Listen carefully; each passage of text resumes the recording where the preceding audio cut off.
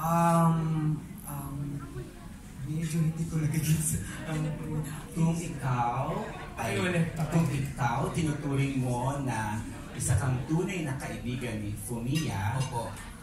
bakit mas pinili mo na isalba mo yung sarili mo at manatili sa bahay ni Kuya at hindi sabihin si Fumiya sa nominasyon?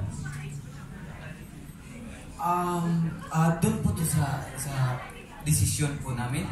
Actually, sabi ni Kuya no na pag-usapan nyo itong mabuti, use your critical thinking talaga.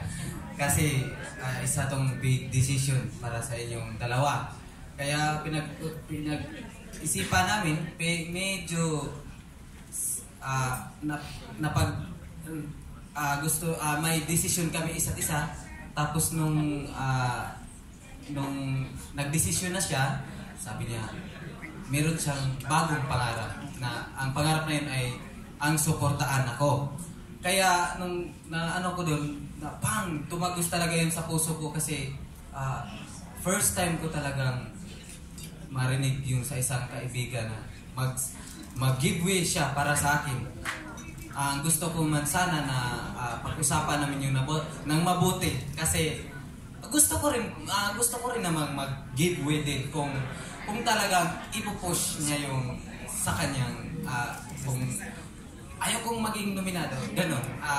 Handa akong mag-give way din para sa time na yun.